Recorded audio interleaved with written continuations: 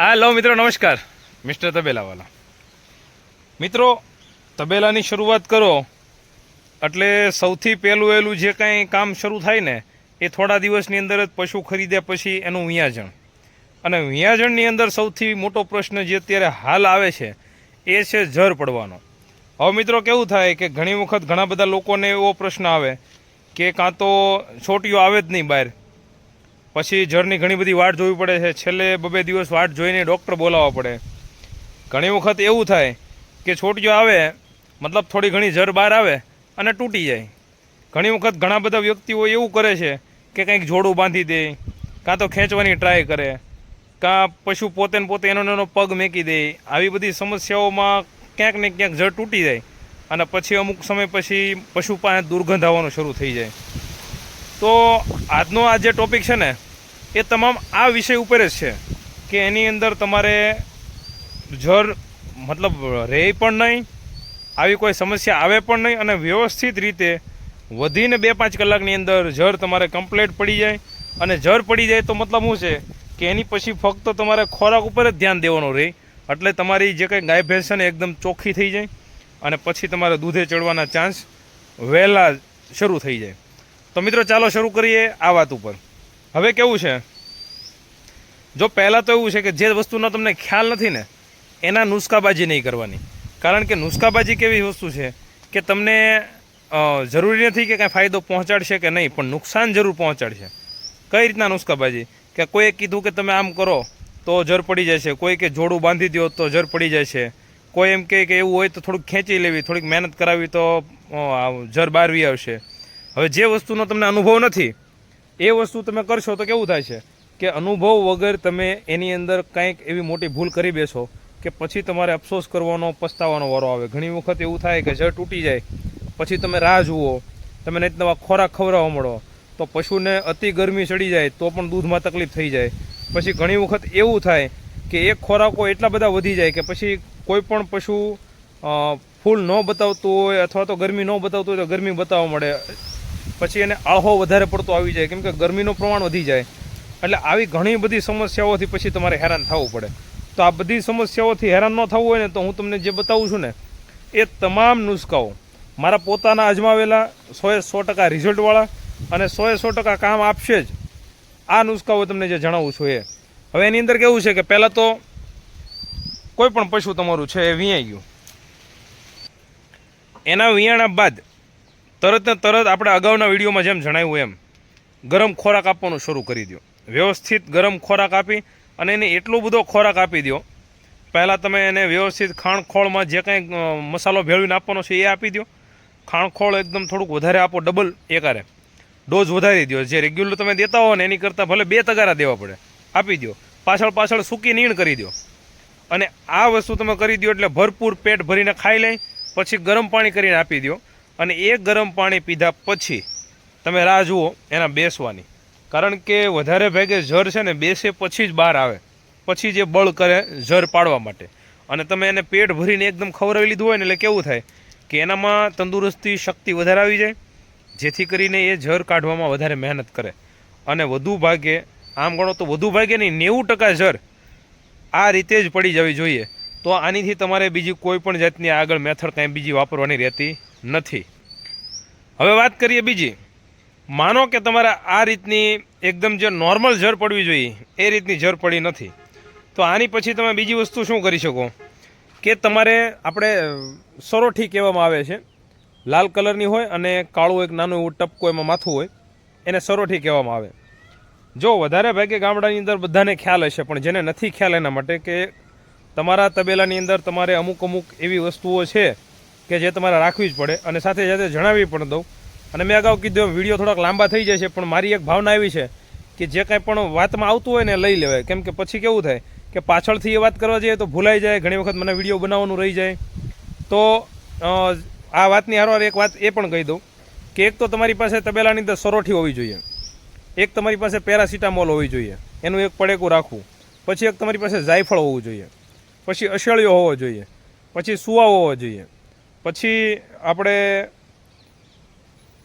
સૂંઠ પણ હોવી જોઈએ અને ગોળ. આટલી વસ્તુ તો તમારા તબેલાની અંદર હંમેશ માટે હાજર હોવી જોઈએ. ક્યારે જરૂર પડે કોઈ નક્કી નહીં. અને આ બધી વસ્તુ તમારી પાસે હાજર હોય તો કેવું થાય કે તમે એનો ભરપૂર રીતે ઉપયોગ લઈ શકો. એટલે આ બધી વસ્તુ કઈ રીતે ક્યાં ક્યાં ઉપયોગ આવશે એની નેક્સ્ટ વિડીયોમાં વાત કરશું. પણ કહેવાનો મતલબ આ આટલી વસ્તુ તો તમારી પાસે હોવી જ જોઈએ. અને મારા વિડીયોની અંદર તમે જોશો તો તમને ખ્યાલ આવશે કે વસ્તુ ક્યાં ક્યાં ઉપયોગમાં પણ લેવાય છે. એટલે જે સરોઠી આપણે કીધી, 2 સરોઠી રોટલો અથવા ગોળ એની અંદર નાખી અને પશુને આપી દો. જો તમારે 2 કલાક આજુબાજુ થઈ ગઈ છે અને જર નથી પડી તો એનાથી કેવું થાય છે કે સરોઠીનું પ્રમાણ છે ને ખૂબ ગરમ આવે છે, જેના કારણે પશુને તમે ખવડાવો એટલે તાત્કાલિક જર પાડવાનું, જરમાં બળ કરવાનું, તાકાત કરવાનું શરૂ કરી દે છે. અને આ વસ્તુ પણ મારી પોતાની અજમાવેલી છે કે જે પશુઓની અંદર સમય લાગ્યો હોય એ પશુઓને અમે સરોઠી ખવડાવી દઈએ અને બહુ સારું એવું રિઝલ્ટ મળે કે 2 કલાક 3 કલાક પછી સમય લીધો હોય તો એ 3 કલાક પછી સરોઠી દેવાથી બહુ સારું એવું રિઝલ્ટ મળી જાય અને જર પડી જાય છે. હવે નુસ્ખા નંબર 3, જો સરોઠી તમારી પાસે અવેલેબલ નથી તો આ જેટલા પણ નુસ્ખા જણાવું ને બધા એક સાથે નથી કરવાના. આ તોની વાત છે કે એક નથી તો બીજું ને બીજું નથી તો ત્રીજું. હવે સરોઠી આપણી પાસે અવેલેબલ નથી તો તમારી પાસે ક્યાંય પણ નજર ફેરવો, ક્યાંય બાંબુનું ઝાડ, વાહડો કહેવામાં આવે છે, બાંબુ કહેવામાં આવે છે, વાંસ પણ કહેવામાં આવે છે. તો આ બાંબુના તમે કૂણા પાન લાવો, એક કૂપળ પાન પશુને ખવડાવી દો. રોટલીમાં ખવડાવો, ગોળમાં ખવડાવો, રોટલા સાથે ખવડાવો, કોઈ વાંધો નથી. જોકે પશુ આમણમ પણ ખાઈ જાય છે, એવું જરૂરી નથી કે તમારે પશુને કાંઈ ગોળમાં કે એમાં દેવું જ પડે. આમણમ કોરા આપો તો પણ પશુ તો ખાઈ જાય છે, કારણ કે એક પ્રકારનું ઘાસ જેવું જ હોય, એટલા માટે બીજી કોઈ તકલીફ આવતી નથી. તો તમે એ ખવડાવો ને તો પણ તમને 2-3 કલાકની અંદર સારું એવું રિઝલ્ટ જોવા મળશે. અને એ રિઝલ્ટની અંદર એકદમ નેચરલી વસ્તુ છે, પ્રાકૃતિક છે, કોઈ જાતની આડઅસર નથી. ઘણી વખત એવું થાય કે આ ખવડાવ્યા પછી આડઅસર થશે તો એવું કોઈ આડઅસર પણ નથી. તો હવે વાત નંબર 4. પણ મિત્રો આ જે મેં તમને કીધું એમ કે ક્યારેય પણ બધી વસ્તુનો એક સાથે ઉપયોગ કરવો નહીં. એક વસ્તુ કોઈ પણ આપી દીધી પછી એનો સમય રાહ જુઓ, થોડોક સમય રાહ જોયા બાદ કાંઈ પણ બીજું ડિસિઝન લેવું હોય તો લેવાનું. ઘણી વખત કેવું થાય કે એક પછી બીજું ને બીજા પછી ત્રીજું તમે ઉતાવળા થઈ કરીને બધું એક સાથે ખવડાવવા મળો. આવી ક્યારેય પણ ભૂલ નહીં કરવાની. કેમ કે મેં અગાઉ કીધું એમ કે આવી ભૂલ કરશો તો પશુ તમારું વધારે બગડી જશે અને તમને ખ્યાલ પણ નહીં રહે. પછી તમે પાછા એ દોડધામ કરશો કે હવે મારું પશુ દૂધે નથી આવતું. તો દૂધે ક્યાંથી આવે? કેમ કે શરૂઆતમાં જ તમે એને એટલી બધી આડઅસરો કરી દીધી છે, એટલી બધી એકારે તમે વધારાની શક્તિ ઉમેરી દીધી તો પછી એ તાકાતને એ કઈ રીતે ઝીલવી શકે? એટલે એ તાકાતનું નામ થઈ જાય ગરમી. એટલે એનામાં ગરમી વધી જાય તોય તકલીફ અને ઠંડુ પડી જાય તોય તકલીફ.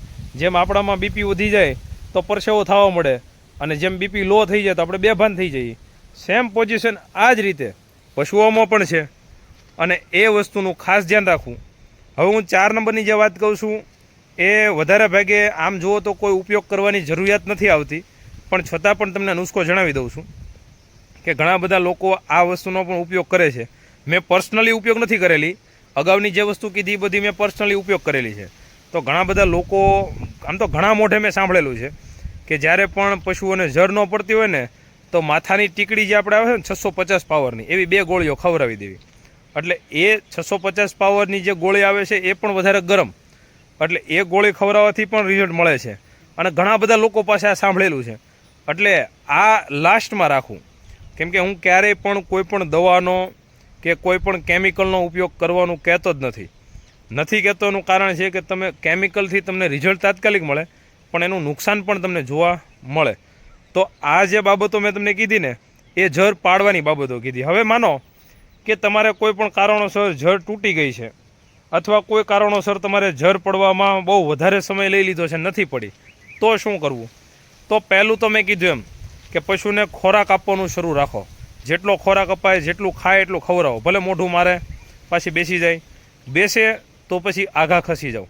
એને પછી કાંઈ પણ જાતની હલાવવા ચલાવવાની નહીં, કારણ કે જો એ બેસી જશે તો વધારે મહેનત કરશે. તો ઘણી વખત એવું થાય કે જર તૂટી ગઈ અથવા છોટીઓ બહાર આવ્યો ને બાકી અંદર રહી ગઈ, અધૂરી આવી અધૂરી ન આવી, આવી સમસ્યાઓની અંદર વધીને 12 કલાક, બહુ વધીને કદાચ ને સમય વધારે લેવો પડ્યો હોય. ઘણીવાર એવું થાય કે મોડી રાત્રે વિયાણી હોય તો સવાર સુધીમાં જર ન પડે તો થોડીક રાહ જોઈ અને બીજા દિવસની બપોર રોંઢા સુધીમાં રાહ જોઈ લેવી. અને તો પણ ન પડે તો ડૉક્ટરને ફરજિયાત બોલાવી લેવા. હાથ મૂકવાની જરૂરિયાત લાગે તો જ હાથ મુકાવવો. નહીં તો ઘણી વખત કેવું થાય કે તમને એમ થાય કે તાત્કાલિકમાં બધું સાફ સફાઈ થઈ જાય ને હાલો, પણ જરૂરિયાત ન લાગે, ડૉક્ટર કહે કે જરૂર નથી, તો સામેથી આગ્રહ નહીં રાખતા કે હાથ મૂકીને જર કાઢી નાખો ને કોથળી સાફ કરી નાખો ને, બરાબર. આનાથી પશુ ડિસ્ટર્બ થઈ જાય છે. તમને એમ થતું હોય કે ભાઈ આપણે તાત્કાલિક રિઝલ્ટ મળી જાય ને, પણ હકીકતમાં પશુ ડિસ્ટર્બ થઈ જાય. એને જે આમ કહેવાય કે પ્રકૃતિની હારે જે તાલમેલ હોય ને એ થોડો ઘણો ડિસ્ટર્બ થાય એટલે પછી ઢીલું પડી જાય. પછી અમુક વાર એવું થાય કે પારુને પણ ન ગળવા દે. પછી ઘણા બધા વ્યક્તિઓના કોલ મેસેજ આવે છે કે ભાઈ પારુને પણ ધવરાવ નથી દેતું, તો હવે એનું શું કરવું? જે વિયાણીને એટલો ટાઈમ જ થયો છે. એટલે આવી બધી સમસ્યાઓ જોવા મળે. પછી ઘણી વખત એવું પણ બને કે તમને ખ્યાલ છે કે જર પડી ગઈ છે, તમે તમારી આંખે જોયેલી છે જર કમ્પ્લીટ પડી ગઈ, એ જરને તમે વ્યવસ્થિત રીતે જ્યાં ક્યાંય દાટવાની હતી ત્યાં દાટી દીધી, બધું કમ્પ્લીટ થઈ ગયું, પણ 2 દિવસ પછી પશુ ગંધાવાનું શરૂ થઈ જાય. આ 2 કારણો છે. પશુ ગંધાય ને એના 2 રીઝન છે. ઘણી વખત એવું જોયું છે, 50% વાત કરું છું, કે ઘણી વખત એવું જોયું છે કે ઘણા બધા વ્યક્તિઓ એક ગંધ મારે ને એના કારણથી એવું સમજવા મળે કે જર હજી અંદર છે. એટલે એના કારણથી મળે ડૉક્ટરને બધું દેખાડવાનું, પછી નહીં નવા ઇન્જેક્શન આન તેન બધું ઘણું બધું થઈ જાય, અને છેલ્લે ખબર પડે કે જર અંદર હતી નહીં, પણ કોઈ પણ કારણોસર વાસ આવતી હતી, પણ એ પકડાય નહીં. હવે એ કારણ તમને પહેલાં જણાવી દઉં કે આજે તમારું પશુ વિયાણું છે ત્યારે તમે એને ગરમ પાણીથી વ્યવસ્થિત નવરાવી નાખો. આવી રીતે તમે 3 દિવસ સુધી ગરમ પાણીથી એને નવરાવશો ને એટલે 2 કામ થશે. એક તો એના શરીરની અંદરથી થાક ઉતરી જશે, અને બીજી વસ્તુ કે 3 દિવસ પછી એની પાસે કોઈ પણ જાતની દુર્ગંધ આવશે નહીં, કોઈ પણ જાતનું પશુ ગંધાશે નહીં. નહીં તો કેવું થાય, જો તમે સાફ સફાઈ રાખતા હો ને તો તમને સુગંધની દુર્ગંધની ખ્યાલ આવે. નકર ઘણા બધા તબેલા મેં એવા પણ જોયા છે કે સાફ સફાઈના નામ ઉપર 0, તો ત્યાં તો એ વસ્તુનો ખ્યાલ આવવાનો નથી. પણ તમે વ્યવસ્થિત ચોખ્ખાઈ રાખતા હો તો તમને ખ્યાલ આવશે કે પશુ વિયાણું એના બીજા દિવસથી અથવા તો 12 કલાક પછી એની પાસે થોડીક દુર્ગંધ આવવાની શરૂ થઈ જાય. એટલે ઘણી વખત એ દુર્ગંધ જર અંદર રહી ગઈ છે એના કારણે નહીં, પણ એ જ્યારે વિયાણી એની પછી તમે 2-3 દિવસ નવરાવી નથી અથવા તો પાણીથી જારી નથી એના કારણે પણ આવતી હોય. એટલે આ વસ્તુ પણ એક ચેક કરવી. અને બાકી પછી જે વસ્તુ છે કે જ્યારે પેશાબ કરે, જ્યારે પોદળો કરે, અથવા તો જ્યારે બેઠી હોય ત્યારે બહુ વધારે દુર્ગંધ આવતી હોય, તો ખાસ માની લેવું કે એ જર અંદર છે હજી, અથવા જરનો કોઈ ટુકડો રહી ગયો છે. કેમ કે જર પેટમાં રહી જાય ને પછી જ્યારે સડવાની શરૂ થાય ને ત્યારે એની જે દુર્ગંધ છે ને એ બહુ અતિશય ખતરનાક હોય છે. જ્યારે પશુ બેઠું હોય અથવા બેઠું પેશાબ કરતું હોય અથવા તો બેહીને ઊભું થાય ત્યારે આવા સમયોમાં એની દુર્ગંધ બહુ આવે. અને એ દુર્ગંધ ઉપરથી આઈડિયા લઈ લેવો કે પશુને અંદર પેટમાં હજી બગાડ છે, તો એ પ્રમાણેનો ગરમ ખોરાક શરૂ રાખવો. જો જર વ્યવસ્થિત પડી ગઈ છે તમને ખબર છે અને છતાંય દુર્ગંધ આવતી હોય તો ખોરાક ઉપર જ ધ્યાન આપવું.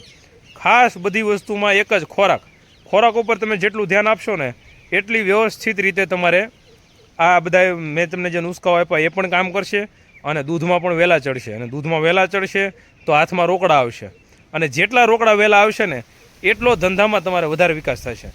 બાકી આવા નવા વિડીયો માટે અમારા એ ચેનલને સબસ્ક્રાઈબ કરી લેજો, જેથી કરીને અવારનવાર તમને આ બધી જ માહિતી દેતા રહીએ. બાકી કાંઈ પણ એવા હોય તમારા મનમાં પ્રશ્નો તો અમને જણાવવાનું ભૂલશો નહીં. ચાલો મળીએ કંઈક નવા વિડીયો નવા ટોપિક સાથે. ત્યાં સુધી રજા આપો. બાય.